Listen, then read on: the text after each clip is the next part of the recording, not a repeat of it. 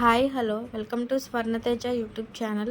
First time video చూస్తున్న వాళ్ళు subscribe చేయండి. ఈరోజైతే కాకరకాయ ఫ్రై ఎలా చేయాలో చూపిస్తాను. కాకరకాయ తినని వాళ్ళు కూడా మంచిగా తింటారు నేను చెప్పిన విధంగా చేస్తే.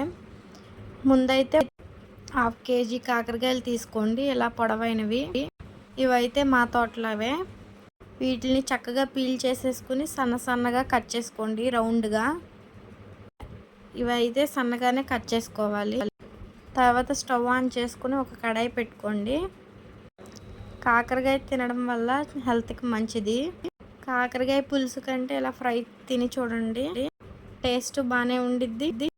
ఇలా నేను చెప్పిన విధంగా ఒకసారి ట్రై చేయండి, మీ ఇంట్లో పిల్లలు కూడా తింటారు. కడాయి వేడైన తర్వాత ఒక 3 టేబుల్ స్పూన్లు ఆయిల్ పోసుకోవాలి. ఈ కాకరకాయ ఫ్రైకి కొంచెం ఆయిల్ ఎక్కువే పోసుకోవాలి. ఆయిల్ వేడైన తర్వాత మనం ముందు కట్ చేసి పెట్టుకున్న కాకరకాయలని ఇందులో వేసుకోవాలి.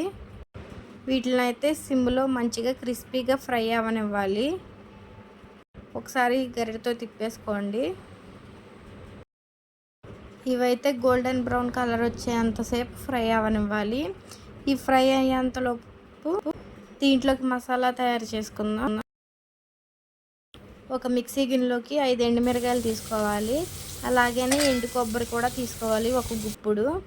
ఇందులోనే జీలకర్ర కూడా వేసుకోవాలి. వెల్లుల్లిపాయలు కూడా వేసుకోండి. రుచికి సరిపడ్డ ఉప్పు కూడా వేసుకోవాలి. ఇప్పుడైతే ఒకసారి మనం కాకరకాయలని తిప్పేసుకుందాం.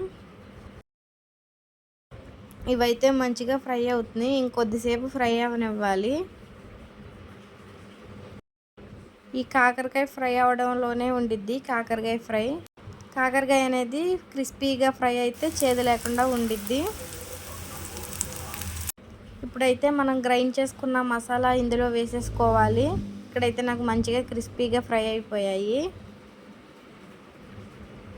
మనం కొబ్బరి వేయడం వల్ల ఇందులో చేదు అనేది డామినేట్ చేసేసిద్ది కొబ్బరి.